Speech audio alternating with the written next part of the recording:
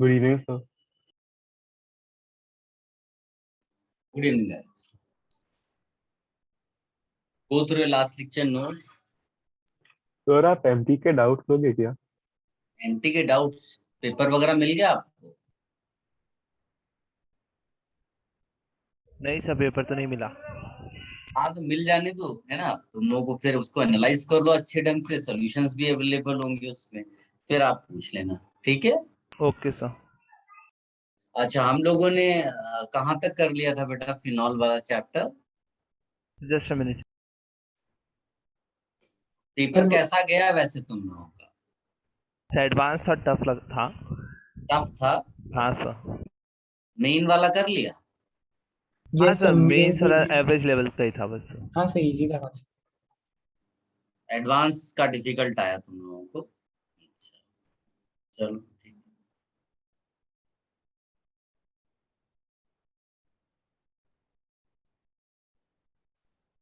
Sir हमने वहां तक किया था, insertion of CH2। Insertion of CH2। Yes sir. Insertion of CH2, अच्छा। केमिकल प्रॉपर्टीज शुरू हो गई थी तुम्हारे बैच में? ओके,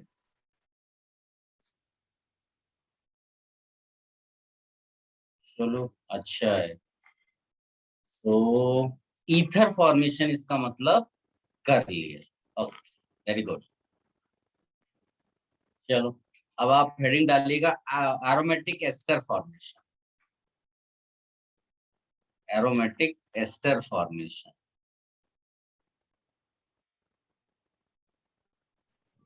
सर केमिकल प्रॉपर्टीज में कंटिन्यू है ना?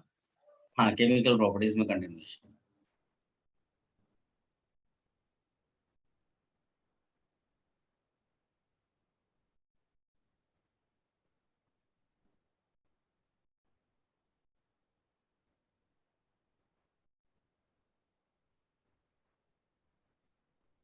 फिजिकल केमिस्ट्री आपका खत्म हो गया है क्या?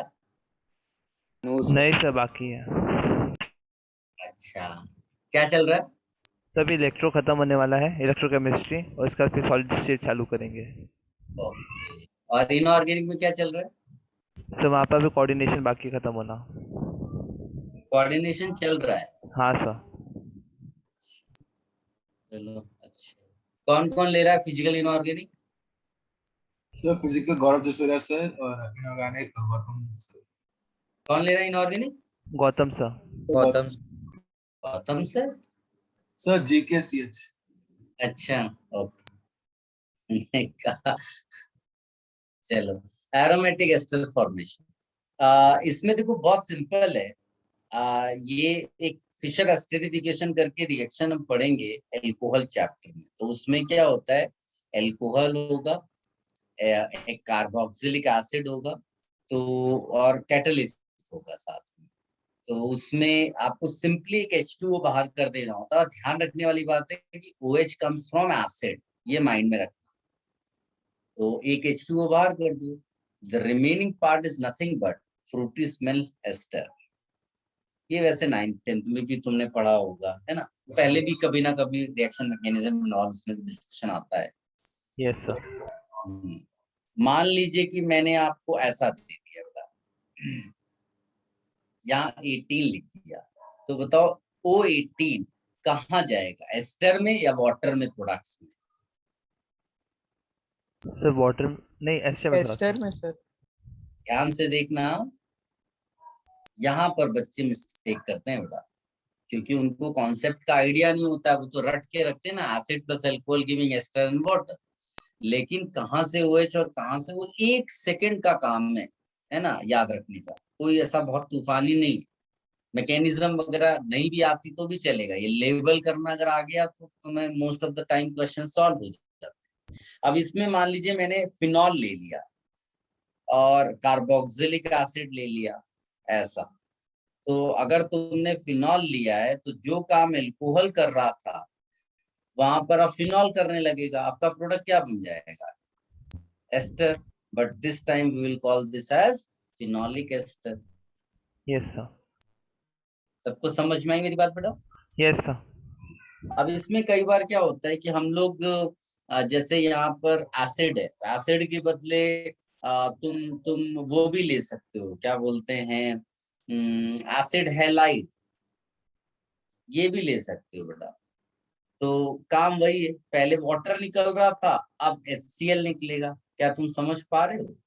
Yes sir. Yes sir.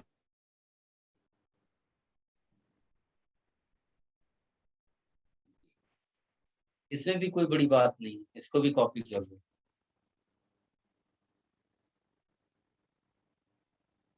तो 18 क्या है सर? O18 बेटा लेबलिंग, O18 आइसोटोप लेबल किया गया है, तो प्रोडक्ट में लेबल कहाँ जाएगा वो पूछने की बात। ओके।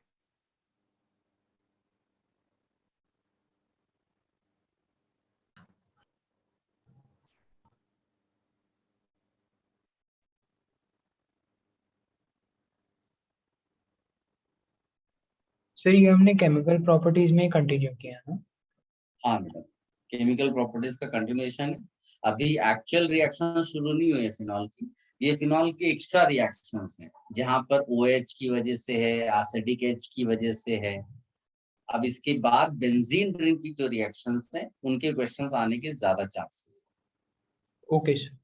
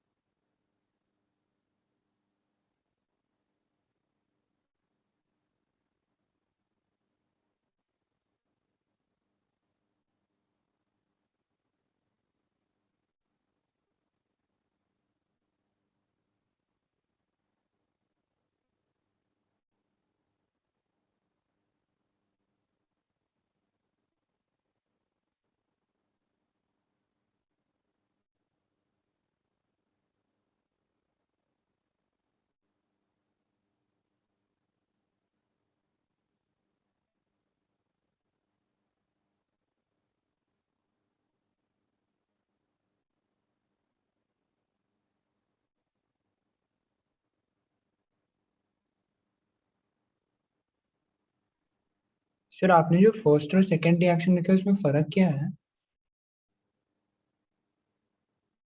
यहाँ O18 लिखा है, यहाँ नहीं लिखा।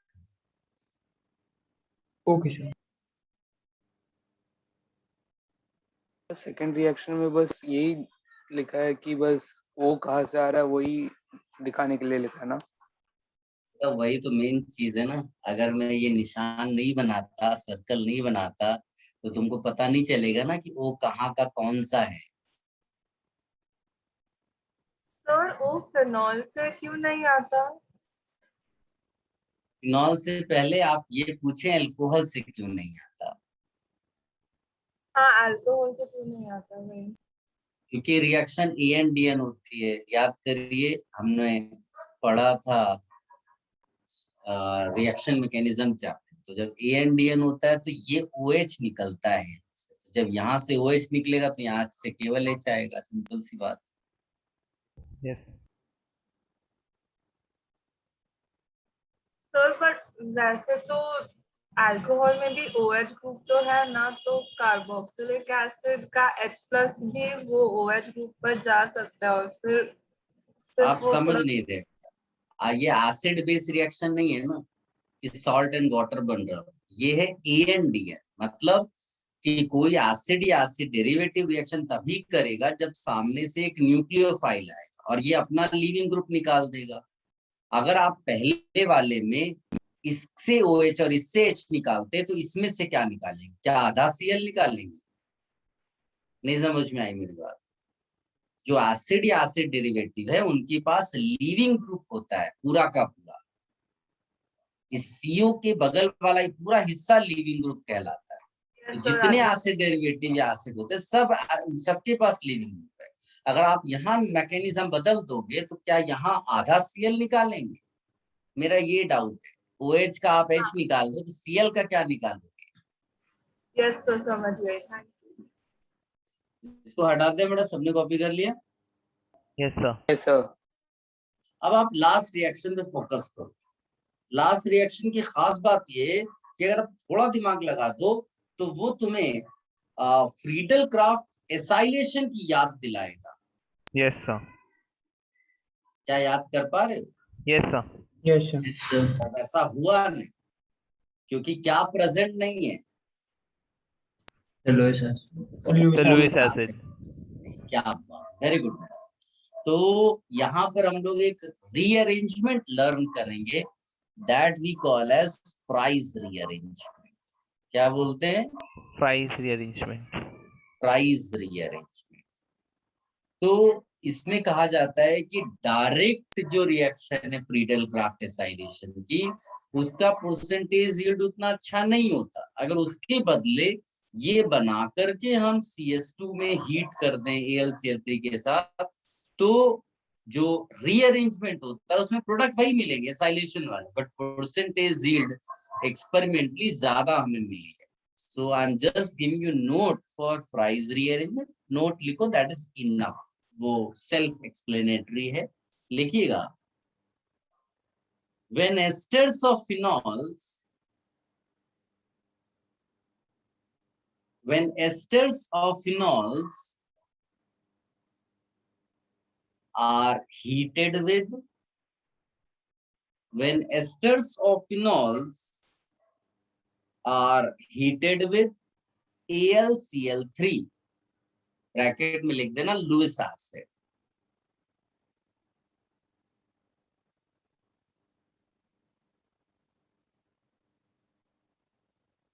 Phenyl group, sorry acyl group, phenyl नहीं, acyl group migrates from acyl group, migrates from phenolic oxygen, phenolic oxygen to ortho or para position of the ring, to ortho or para position of the ring, giving a ketone, giving a ketone. This is called Fry's rearrangement.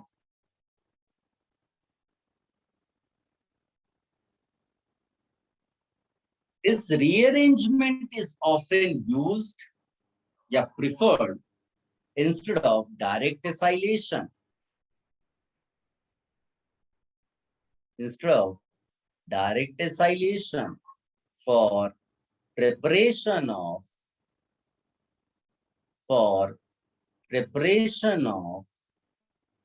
phenolic ketones.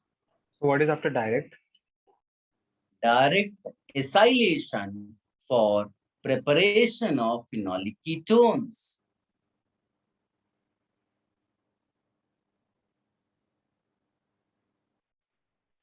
Preparation of तो इसकी मदद करे phenolic ketones.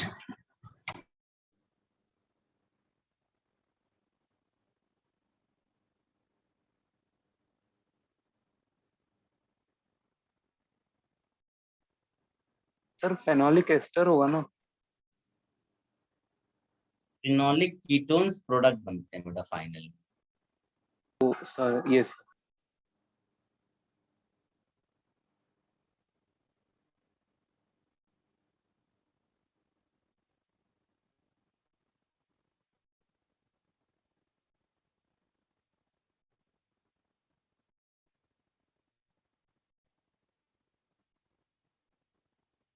कई बार इस तरह के दो products बनते हैं, उसमें कहेगा product A is steam volatile, तो ऐसा थोड़ा सा सेपरेट करने का अपना को मालूम होना चाहिए। यहाँ इंट्रामोलिकुलर हाइड्रोजन बॉन्डिंग की वजह से ये स्टीम वोलेटाइल हो जाता है। ये दो प्रोडक्ट्स आप यहाँ पर लिख लो। और इसमें खास बात ये कि experimentally it has been found कि अगर टेम्परेचर जो है ना, टेम्परेचर अगर 60 डिग्री और बिलो है तो it favours formation of para product.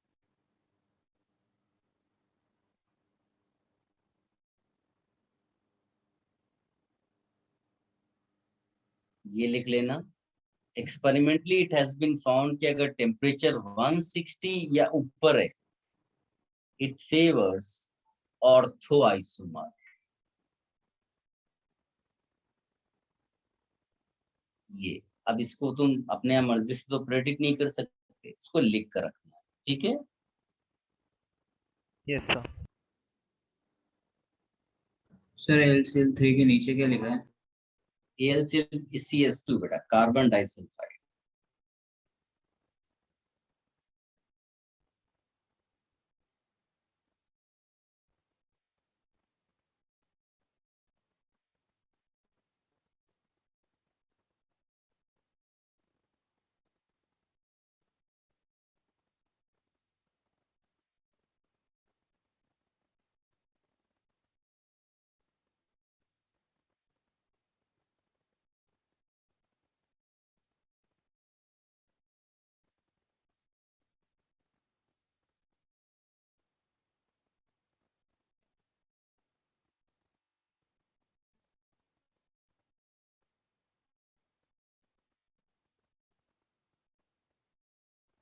Sir दोनों में से मेजर प्रोडक्ट कौन सा है?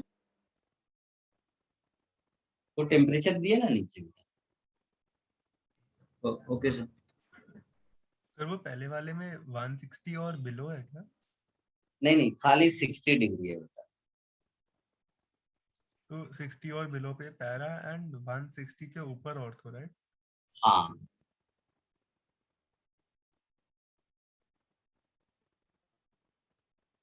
दूसरे वाले में भी 160 है कि 60 है? 160 है। ये 160 है, ये 60 डिग्री है। ओके। सर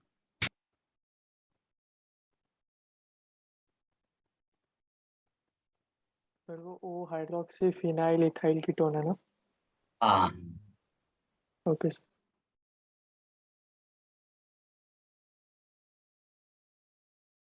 फिनाइल लिखो इसको।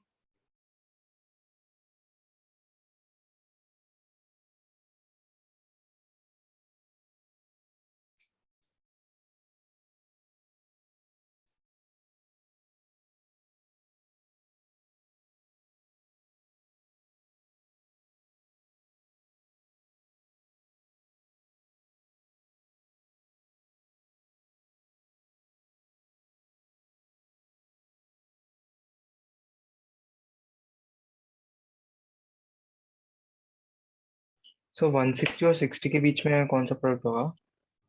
160 और 60 के बीच में प्रिडिक्ट करना डिफिकल्ट है, इसीलिए वो डेटा जो दिया हुआ है। ओके। तो यही है, जिसके क्लोज होगा उसके जैसा बनाएगा। आप ऐसा सोच सकते हो, विजुलाइज कर सकते हो।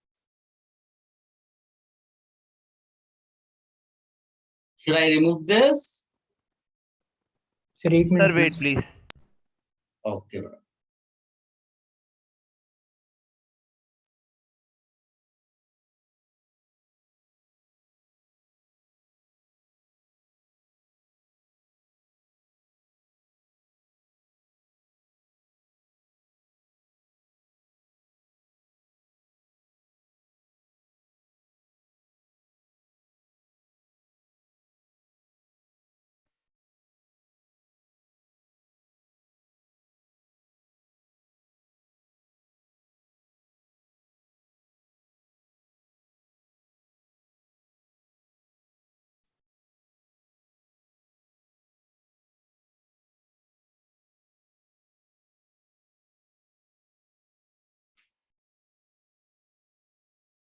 Done sir.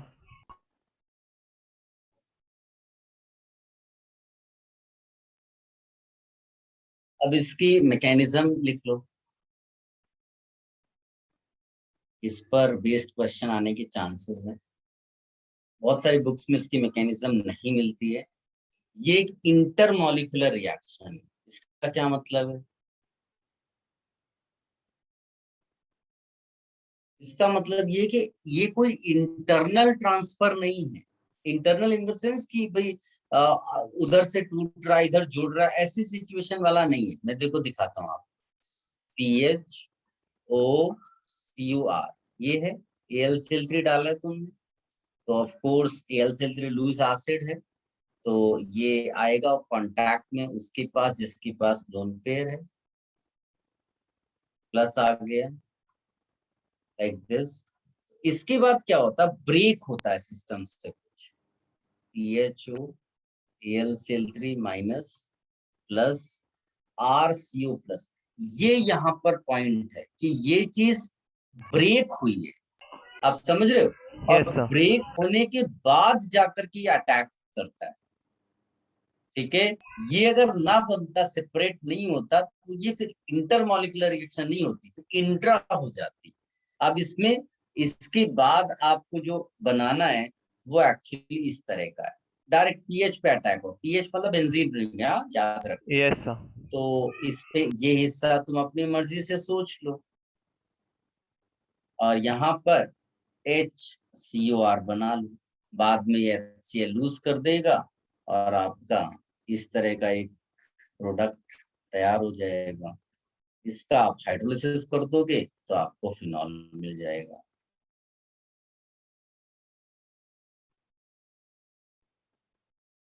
अब इसमें para product is also formed, ऐसा करके लिख दो। Yes sir. ठीक है, ये अब इसका क्या मतलब होता है इंटरमॉलिक्यूलर, इसका एप्लीकेशन क्या है, मतलब इसका और क्या आइडिया है? तो इसका मतलब ये है कि एक्सपेरिमेंटल ऑब्जर्वेशन कहता है कि मान लीजिए, एक मैं एग्जांपल जैसे लेकर देता हूँ, तो इसमें अगर मान लीजिए कि मैंने दो ऐसे लिए ये लिया और एक मान लो मैंने ये ले लिया कंपाउंड, तो अगर आइडियली इंट्रामॉलिक्यूलर रिएक्शन होता तो केवल यहां से हटके इसी वाले रिंग पे लगता, am I correct? Yes sir.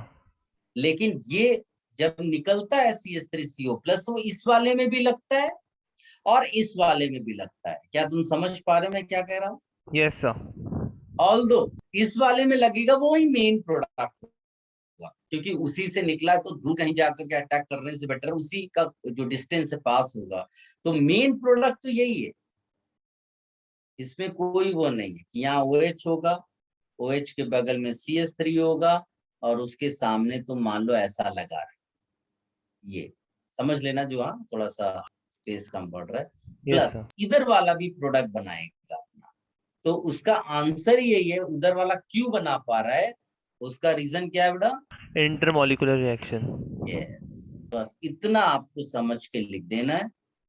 ये अगर आ गया समझ लो आपको समझ में आ गया, यस इसको सर। कॉपी कर लेना। सर वो लास्ट वाला रिएक्शन वापस बता दो।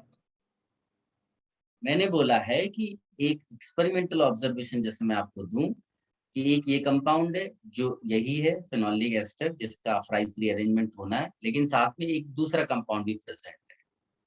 तो होता क्या है कि वो जो CO प्लस निकला इस तरह का, वो दूसरे वाले पे भी अटैक करेगा ही करेगा, क्योंकि इट इज इंटरमॉलिक्यूलर, या ऐसा बोलो ऑब्जर्वेशन ऐसा आया इसलिए तुमने इंटरमॉलिक्यूलर वाली मैकेनिज्म एज्यूम की। क्या मेरी बात समझ में आई अभी? Yes sir.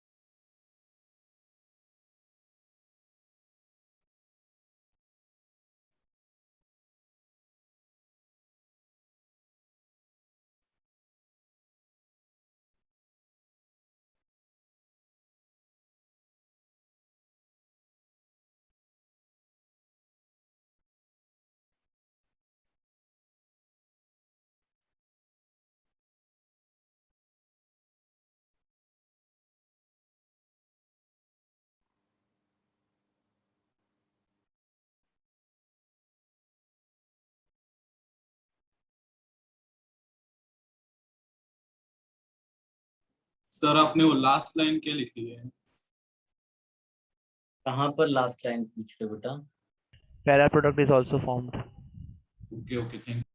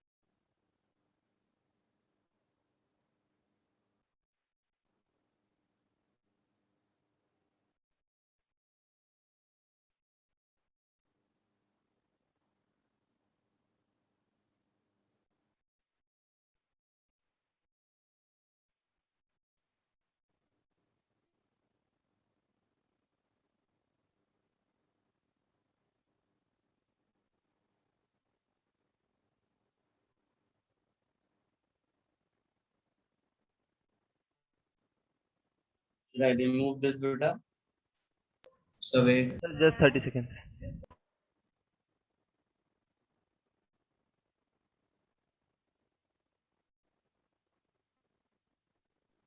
Sir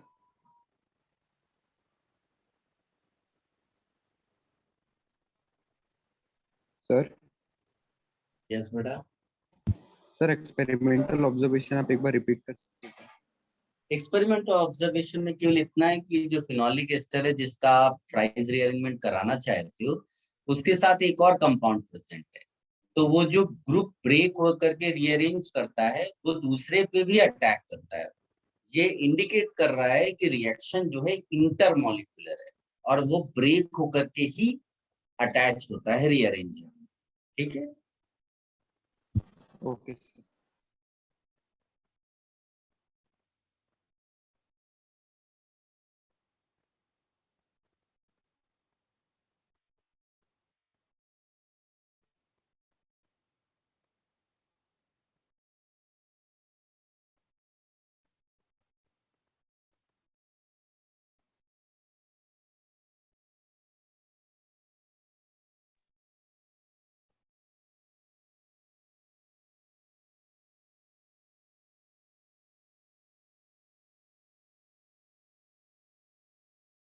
done.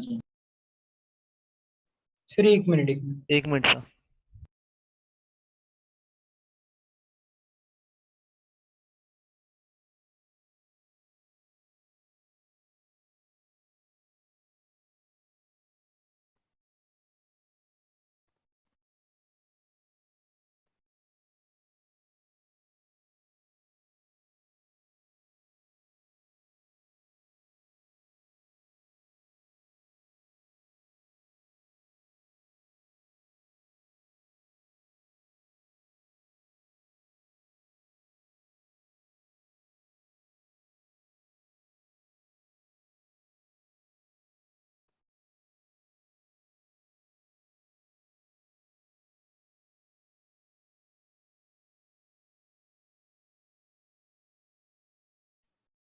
Sir done.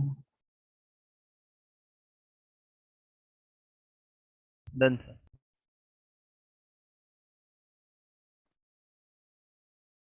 अब इसमें एक रिएक्शन है जो हमने पढ़ी थी पहले से रिएक्शन मैकेनिज्म में, क्लेजन रीअरेंजमेंट, याद है? यस सिग्मा ट्रॉपिक रीअरेंजमेंट, ये सब बहुत पढ़ाया था मैंने आपको। तो यहाँ लिख देना ऑलरेडी डन,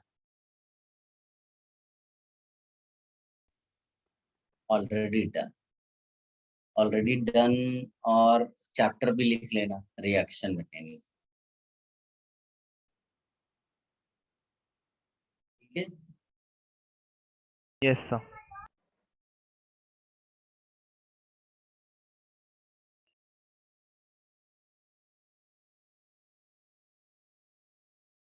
अब आते हैं मेन उसमें, जहां पर हमको पढ़ना है ring substitution,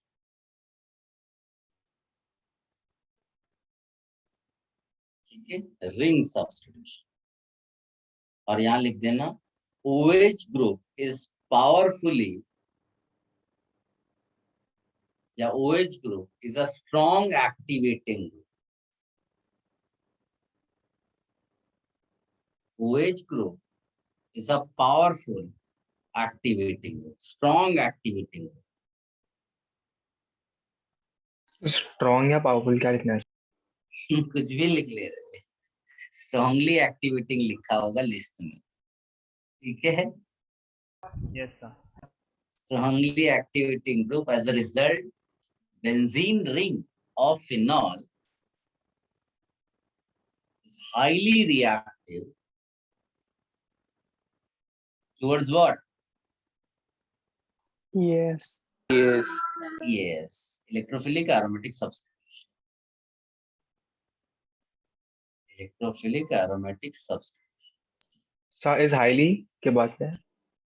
Highly reactive towards electrophilic aromatic substitution. अगर तुमसे कंपैरिजन करने को बोल दिया जाए कि बताओ फिनॉक्साइड और फिनॉल, इन दोनों में से कौन ज्यादा रिएक्टिव है? Sir phenoxide. तो फिनॉल ज्यादा Phenoxide. रिएक्टिव है। नहीं बेटा, फिनॉक्साइड ज्यादा रिएक्टिव है। जब तुम इंटरमीडिएट भी बनाते हो ना, तो पहले केस में ऑक्सोनियम आयन बन रहा है जिसमें O पे प्लस आता है, जबकि इस वाले में जब इंटरमीडिएट बनाओगे तो वो प्लस वगैरह तुम्हें कहीं दिखाई नहीं देगा। क्या आप समझ पा रहे हैं बेटा? Yes sir. तो ये मोर रिएक्टिव करके लिखते हैं। इसीलिए बहुत सारी रिएक्शंस ऐसी होती हैं जो हम एक्वस मीडियम में कराते हैं या फिर NaOH की प्रेजेंस में कराते हैं। उससे क्या होगा, OH का H जैसे ही हटेगा, O का माइनस जो है उसको ज्यादा एक्टिवेट कर देगा। Getting this idea? Yes sir. ये लिख लो। सर आप एक बार नोट बता सकते हो? मैंने केवल इतना बोला बेटा कि in phenol the OH group is strongly activating group. As a result, the ring of phenol is highly reactive towards EAS.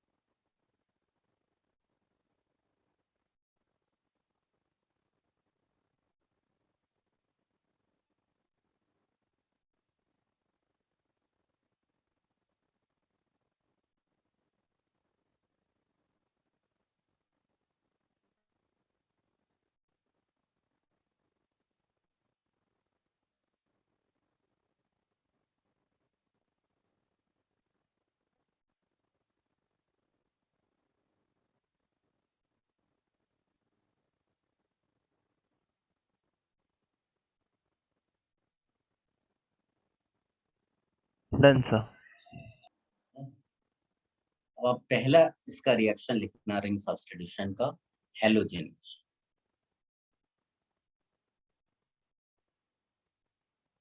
halogens. Write a small note.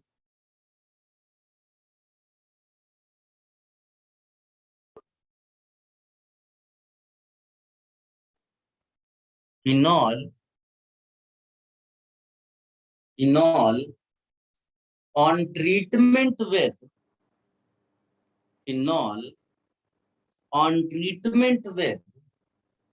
aqueous Cl2 or aqueous Br2. Aqueous Cl2 or aqueous Br2 gives a white PPT. Phenol on treatment with aqueous Cl2 or aqueous Br2 gives a white precipitate PPT of 2,4,6 trihalogen derivate. White precipitate of 2,4,6 trihalogen derivate. सबने लिख लिया बेटा? Yes. Yes, sir. I'm giving you some experimental observations. जैसे ये simple final, इस पे आप Br2 डाल दोगे तो 3 पोजीशंस जो अवेलेबल हैं वो तीनों की तीनों पोजीशंस ऑर्थो पैरा की Br से अटैचमेंट हो, वहां का जो H है वो हट गया। अब अगर बाई चांस तुमने ब्लॉक किया तो उसमें डिपेंड करता है ब्लॉक किससे किया तुमने। जैसे एक केस तुमने लिया, ये एक केस लिया, मान लीजिए ये लिया, यानी तुमने COH लगा के ब्लॉक कर दिया। एक केस तुमने लिया SO3H लगा के ब्लॉक कर दिया। तो ये मैंने पहले बताया हुआ है एरोमेटिक वाले एग्जाम्पल में। इन तीनों का आपने किससे रिएक्शन कराया बेटा? Br2H2 सब अब ब्रोमीन इसमें वाटर। ये, हाँ, ये जो है ना, ये सब्स्टिट्यूट नहीं होता है, जबकि ये CO2 के फॉर्म में और ये SO2 के फॉर्म में बाहर हो जाता है। क्या मेरी बात समझ पा रहे हो? Yes sir. हाँ, तो जनरली जो इलेक्ट्रॉन विड्रॉइंग ग्रुप इस तरह का होगा जो गैस के फॉर्म में रिलीज होता है। आपको 2 ही पढ़ने, कोई टेंशन की बात नहीं। तो ये आप माइंड में रखिएगा।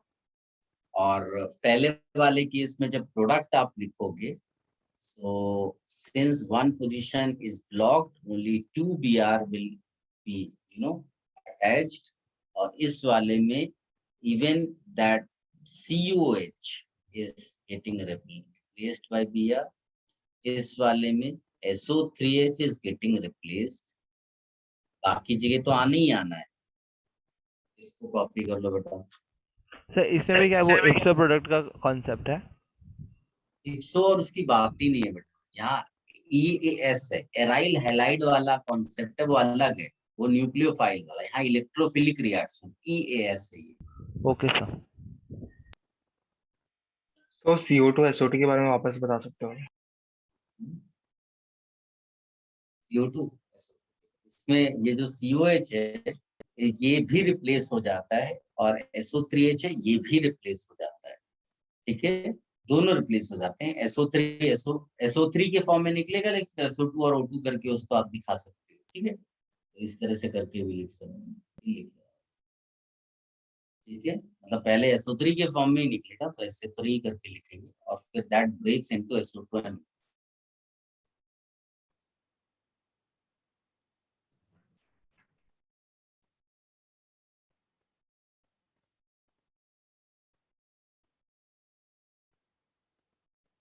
सर वो फर्स्ट वाले में मेटा पोजीशन पे ब्रोमीन नहीं आ सकता? फर्स्ट वाले में मेटा पोजीशन पे नहीं, ऑर्थो पैरा डायरेक्ट है ना, इसलिए हम और काइनेटिक वे में डील करते हैं। Okay sir. तो basically CO2 SO2 by product से निकलेगा ना? हाँ,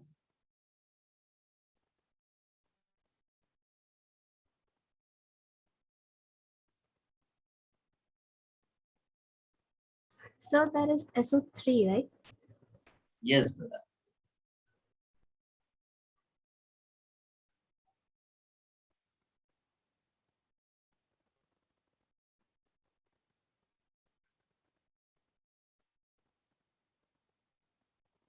Should I remove this page?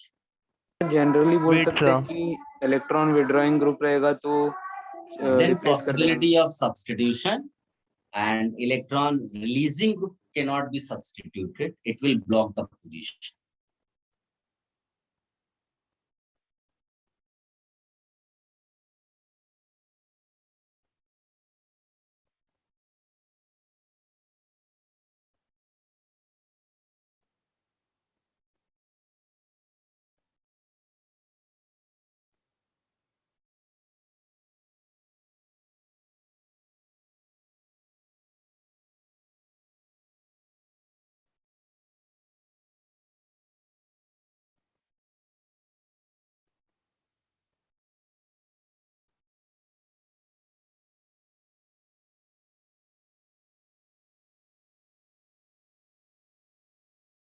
Sir Yes, brother. Sir अगर Br2 की जगह HOBr लिया होगा तो भी सेम प्रोडक्ट्स बनेगा ना? हाँ, वो वही Br2H2O का मतलब ही वही होता है। Okay.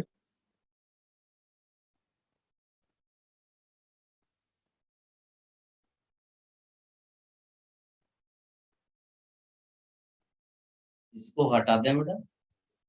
Yes, sir. Sir 1 minute.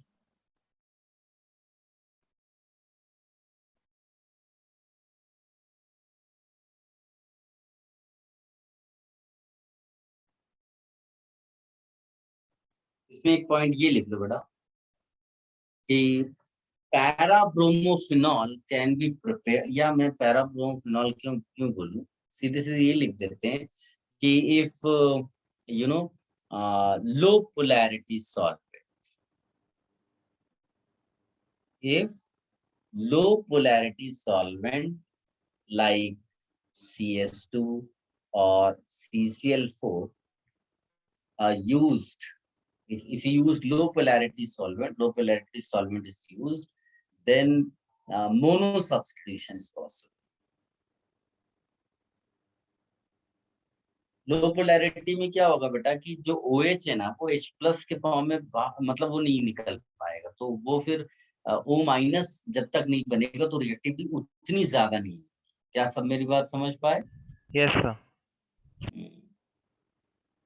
लेकिन इसमें भी रहता है कि अगर तुमने टेम्परेचर हाई कर दिया तो even with low polarity solvent तुम्हारा 2,4,6 ट्राइहेलो कंपाउंड बन जाता है, but most of the time, या मैं ऐसा बोलूं कि इसमें लिख भी लो एट लो टेम्परेचर।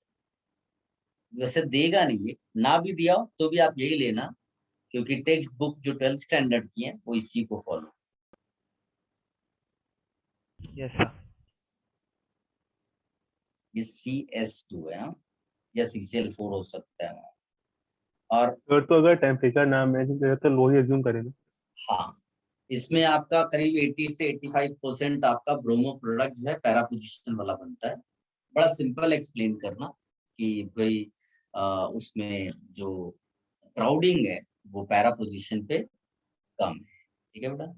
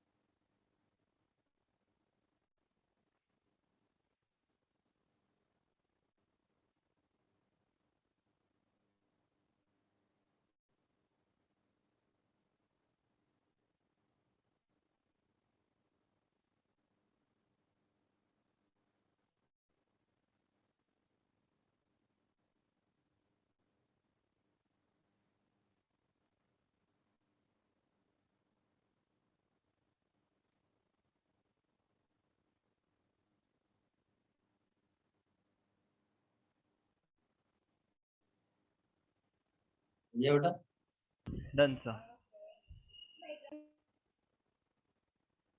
अब इसमें एक्चुअली में मैकेनिज्म की कोई खास रिक्वायरमेंट नहीं, क्योंकि हमने मैकेनिज्म बेंजीन रिंग की बहुत बार की हुई है। फिर भी आप एक बार देख लो, जैसे मान लो मैं थोड़ा सा इसको इस सेंस में करूं, यहाँ डबल बॉन्ड है, यहाँ डबल बॉन्ड है, या डाउन, ऐसा मान लो, है ना? तो होगा क्या, ये काइंड ऑफ तुम इसको समझ लो कि पुश करेगा इलेक्ट्रॉन्स को, राइट। हम पैरा पे अटैक का सोच रहे हैं, यस तो सर। यहाँ पर न्यूक्लियोफिलिक साइट हो जाएगी, और ये जो Br2 है, ये under the influence of pi electrons, इसके Br इलेक्ट्रॉन्स शिफ्ट होते हैं एक तरफ, तो ये जो ये वाला पार्ट है दैट बिकम्स इलेक्ट्रोफिलिक साइट। क्या आप मेरी बात समझ पा रहे हो? Yes sir. तो इसका जो इस तरह से आप इंटरमीडिएट सोच सकते हो। आई होप आप समझ पा रहे हो। Yes sir. ये उसके बाद इसमें वही कि ये जो H है, इसको कोई बेस लेकर जाएगा तो ये अपने pi electrons, sigma electron sorry, देता है इस तरह से। ये आपका फाइनल प्रोडक्ट है।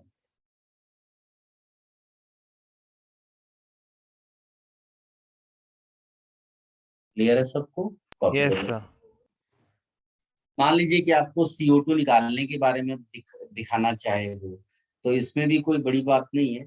इसमें जब वो Br मान लीजिए यहाँ आ जाएगा, ऐसा है ना, आप पूरा सिस्टम वैसा ही बना लो, समझ लो कि तुमने ऐसा कुछ बना रखा है वगैरह वगैरह। Yes sir. और यहाँ पर H लगा हुआ है, तो H नहीं सॉरी, यहाँ पर हमने क्या लगा है, CO है ना, ऐसा लगा हुआ है।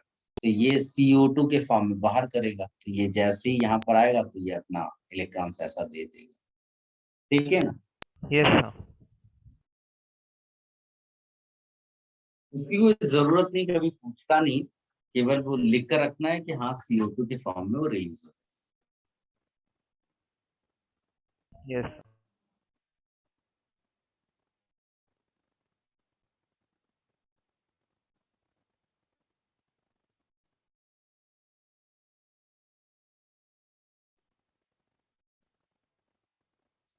Should I remove this page? Wait sir, please.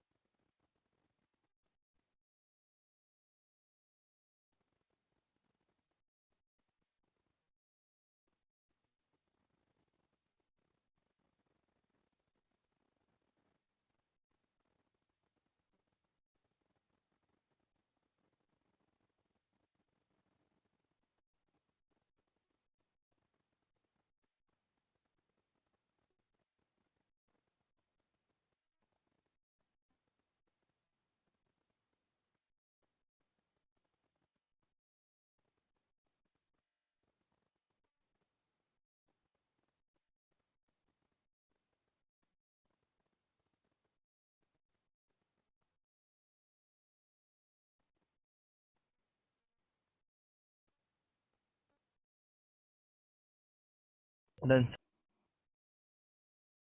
सभी आयुष क्या बोल रहा, थोड़ा थक गए हैं आज तो तुम्हारी कोई, आज आज सुबह लेक्चर्स थे क्या?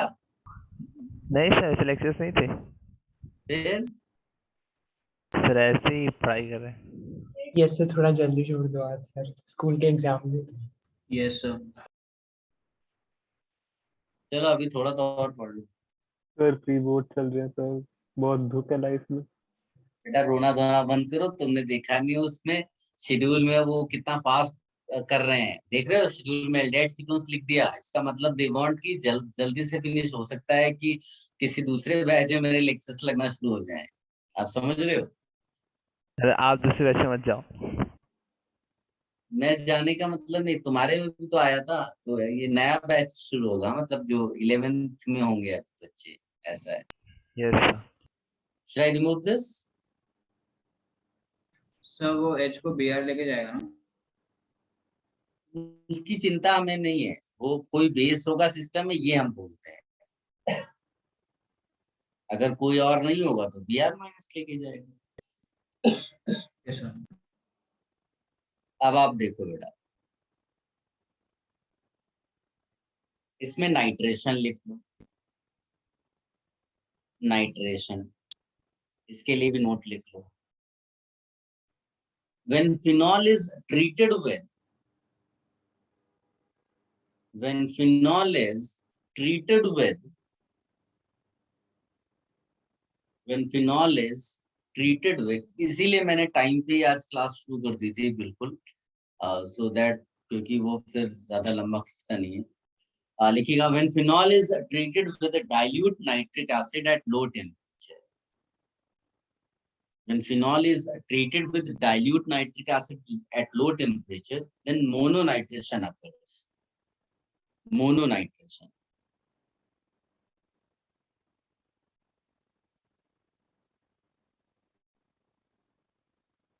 इसमें भी कंट्रोवर्सी है। कंट्रोवर्सी का मतलब है कि अगर तुम 11th स्टैंडर्ड की टेक्स्ट बुक के बेसिस पे जाओगे तो तुम्हें जो प्रोडक्ट लिखना है वो नाइट्रेशन का प्रोडक्ट लिखना है, लेकिन एक्चुअली में नाइट्रेशन का जो प्रोडक्ट होता है वो जो है उतना अमाउंट में नहीं बनता, उससे ज्यादा कहीं बनता है ऑक्सीडेशन प्रोडक्ट। तो यहाँ पर जो HNO3 एक्चुअली वो ऑक्सीडाइजिंग एजेंट का काम करता है, बट जो 11th स्टैंडर्ड या 12th स्टैंडर्ड की जो टेक्स्ट बुक्स हैं उनके हिसाब से आपको यही वाले प्रोडक्ट्स लिखने हैं, ठीक है। लेकिन साथ में आप ऐसा लिख देना प्लस ऑक्सीडेशन प्रोडक्ट, ये JEE एडवांस के लिए,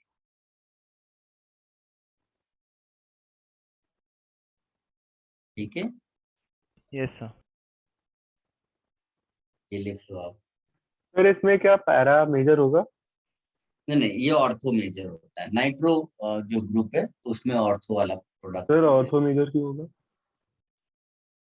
ऑर्थो वाला बेसिकली बेटा जब तुम क्या बोलते हैं ये जो NO2 का ग्रुप है ना, जब तुम्हारा क्राउडिंग जो है अगर इसमें जैसे SO3H ग्रुप हो गया या PR ग्रुप हो गया, तो जहां पर क्राउडिंग का इफेक्ट होता है वहां जाकर के वो पैरा की उस पर लगता है, वरना हमारा ऑर्थो मेनली इसमें एक और रीजन है कि हाइड्रोजन बॉन्डिंग, ऑर्थो पोजीशन में हाइड्रोजन बॉन्डिंग हो जाता है, ठीक है बेटा, लिख लिया? Yes sir. यहाँ पर आप इस तरह से भी ये भी हाईलाइट कर दो कि कई बार सेपरेशन की रिक्वायरमेंट पड़ती है, तो separation is possible by method what? Steam distillation. Yes, ये भी आप लिख लो। आगे लिखिएगा एक छोटा सा नोट इसी में बेटा, कंटिन्यूएशन। सर 10 सेकंड रुकिए ना। ओके, तो इसमें हायर बॉइलिंग पॉइंट किसका होगा? बॉइलिंग पॉइंट पैरा वाले को, जिसमें जिसमें हाइड्रोजन बॉन्डिंग हो जाती है इंट्रामॉलिक्यूलर, उसका बॉइलिंग पॉइंट कम है। यस सर, नोट बोलिए। लिखिएगा when phenol is reacted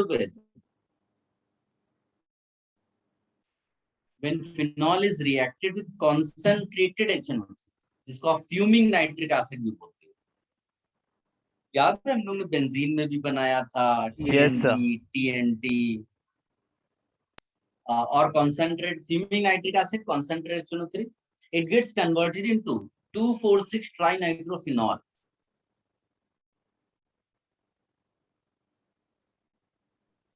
sir आपने सर आपने रिएक्टेड विद के बाद क्या बोला था? Reacted with concentrated HNO3. Okay sir. It gets converted into 2,4,6 trinitrophenol, picric acid, याद करो। Yes sir. और यहाँ पर हाईलाइट कर देना, but nitration is accompanied by considerable oxidation.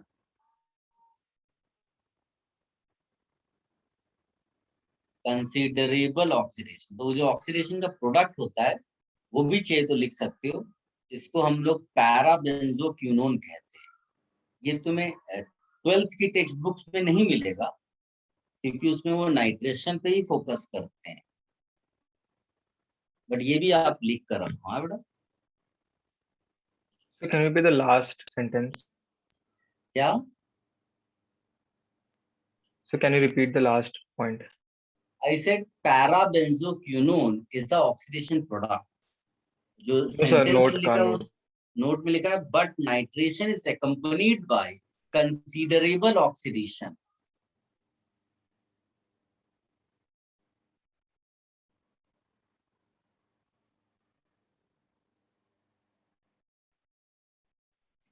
Sir, can you show the previous slide for a second? Yes बेटा। Sir आपने 2,4,6 का नाम क्या बताया था? ट्राइनाइट्रोफिनॉल। पिक्रिक एसिड बेटा। सो पैराबेंजोक्विनोन के बारे में आपने क्या बोला? दिस इज ऑक्सीडेशन प्रोडक्ट जो पैरेलली बनता है, साइड प्रोडक्ट आप उसके बोलिए। Okay sir. हटा दें इस सबको। Sir just 10 second. नहीं sir. Sir 1 minute please.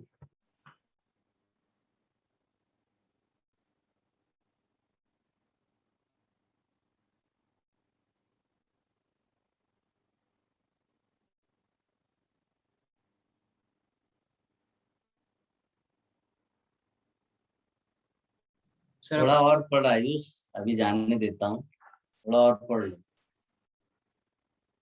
2 reaction और लिखाऊंगा, फिर आप जाने। सर आप क्लास के बाद ही रिकॉर्डिंग भेज देना ना। क्लास के बाद रिकॉर्डिंग भेज दो, लेकिन तुम तो क्लास अटेंड कर रहे हो।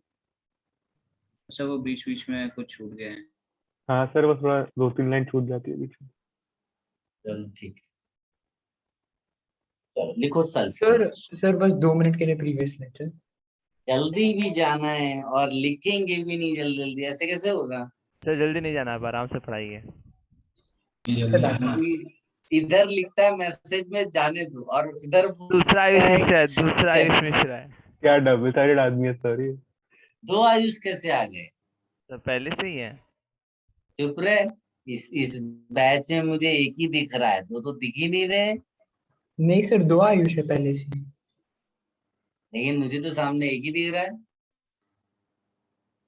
सर एक के नाम में सिंगल है, एक में डबल है। वही सर, ध्यान से देखिए, मैं डबल ए वाला हूँ। हाँ, तो तुम बेटा डबल ए वाले ने ही मैसेज किया हुआ।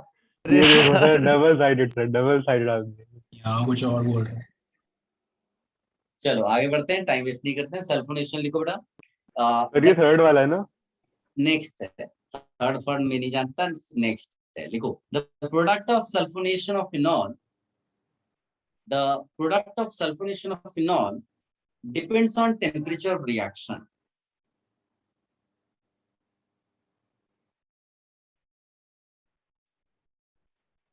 Temperature of reaction. When sulfonation is done,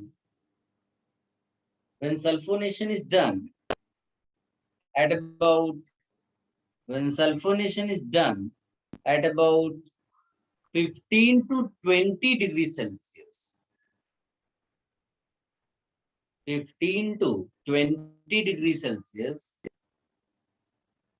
then orthoisomer forms mainly.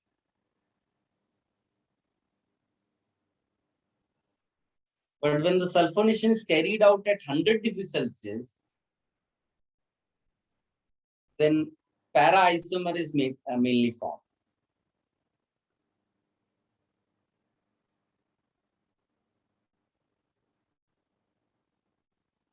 Orthohydroxysulfonic acid, orthohydroxysulfonic acid can be converted, orthohydroxysulfonic acid can be converted into parahydroxy benzene sulfonic acid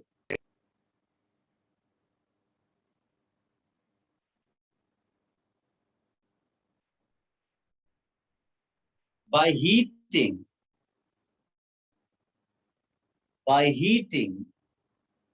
with sulfuric acid at 100 degrees Celsius. ये actually वही TCP KCP वाला concept है। Sir एक बार note repeat कर दो ना please. वही sir, आप तो जल्दी भूल गए। ज्यादा जल्दी बोल दिया। हाँ ओहो। सर। कहाँ से बोलना है बेटा? लास्ट सर एक बार पूरा बोल दो ना, ताकि थोड़ा कुछ अगर छूट गया हो तो वो लिख दे।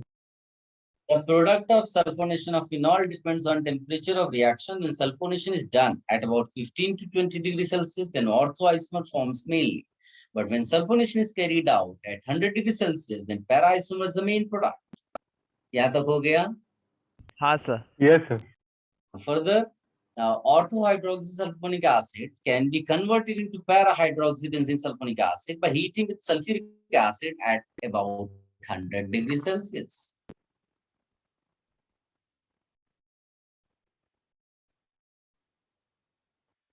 तो इसमें कोई बड़ी बात तो है नहीं, ये इस टेम्परेचर पे ये बन रहा है, तो तुम यहाँ से यहाँ भी जाना हो तो भी 100 डिग्री सेल्सियस लगा दो। ठीक है, ये कॉपी कर लो।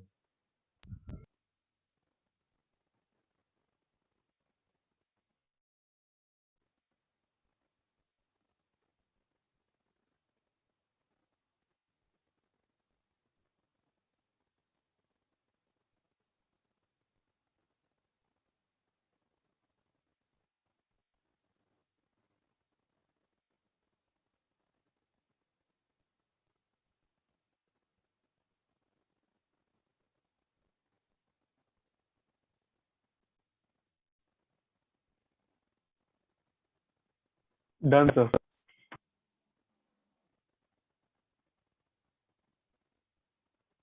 चलो Wait, एक और sir. आप लिख लो। अरे यार, जाना इसी को है और यही जल्दी नहीं लिखता।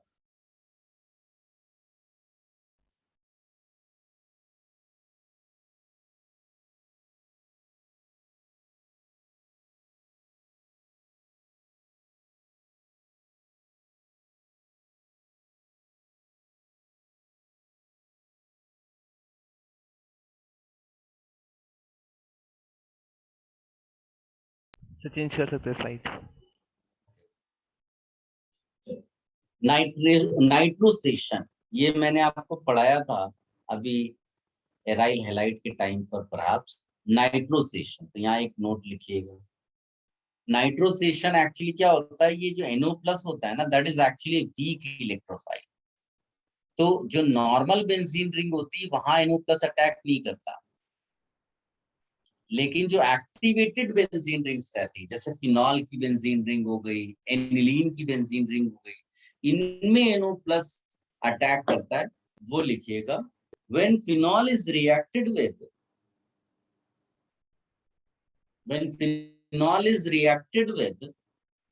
NaNO2 plus H2SO4, when phenol is reacted with NaNO2 plus H2SO4, ये बल्कि सब्सटेंसेस हैं, आप ऐसा सोच लीजिएगा, at around 7 to 8 degrees Celsius, 7 to 8 degrees Celsius, then para-nitrosophenol forms. Para-nitrosophenol forms. ये एक्चुअली उसमें इसका टॉटोमेरिज्म करके भी रह सकता है, हो सकता है ऐसा दिया हो, बिल्कुल पॉसिबल है। ठीक है, और इसको हम लोग क्यूनोनॉइड स्ट्रक्चर बोलते हैं, और ये क्या है, टॉटोमेरिज्म। ठीक है, यस। तो इसमें आप लिख लीजिएगा, NO+ is considered to be a weak electrophile, and phenol is one of the compounds which is reactive enough. Sorry, repeat once again. Phenol is one of the few compounds which is reactive enough to undergo electrophilic attack by NO+. To undergo electrophilic attack by NO+. इसको copy कर लो। Next lecture में हम लोग दो बड़ी important reactions करेंगे, one is Reimer Tiemann reaction and one is Kolbe's reaction. ठीक है, वही दो मेन इंपॉर्टेंट रिएक्शंस है। उसके बाद एक दो और रिएक्शंस लिख के फिर अल्कोहल चैप्टर स्टार्ट होगा। ठीक है, अल्कोहल में भी ऐसा नहीं बहुत सारा कुछ है, मेन हम लोग पढ़ चुके हैं ज्यादातर चीजें, ऑलरेडी पढ़ी हुई है, फटाफट फिनिश हो जाएगा ये।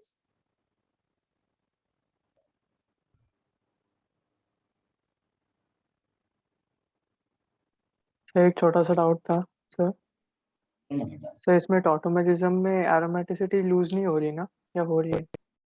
एरोमेटिसिटी टॉटोमर है बेटा ये, मतलब ये इसको प्लस माइनस के फॉर्म में लिखोगे तो तुमको वो वैसा ही दिखाई देगा। Okay sir. सर हो गया तो जा सकते हैं। जा सकते बाय सर, थैंक यू। हो। सर बोलो। सर, और आपने जो ब्रोमिनेशन का मैकेनिज्म बताया उसमें बस मोनोब्रोमिनेशन किया हमने, उसके बाद हाँ, उससे ट्रायोब्रोमिनेशन कोई कैसे फर्क नहीं होता है? पड़ता है, ऑर्थो पे करो, पैरा पे करो, 2 करो, 3 करो, हर बार होना वही स्टाइल है। वही प्रोसेस कंटिन्यू होएगा ना, और हाँ, ब्रोमीन वही लगते प्रोसेस जाएंगे? है। Okay sir.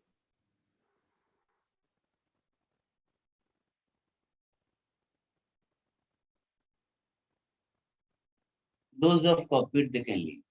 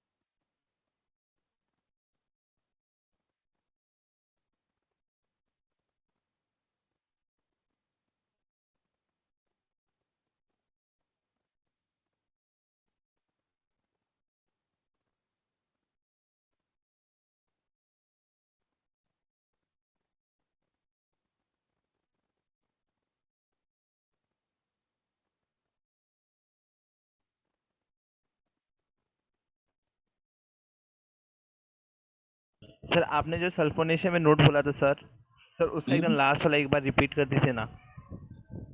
सल्फोनेशन में 100 डिग्री सेल्सियस पे हीट करने से ortho gets converted to para. बस इतना ही था sir. Okay. Excuse me sir. Yes. Sir आपने वो नोट दिया था phenol is one of the few compounds, वो आप रिपीट कर सकते हैं? Yes, beta. Phenol is one of the few compounds which is reactive enough to undergo electrophilic attack by NO+. Thank you sir.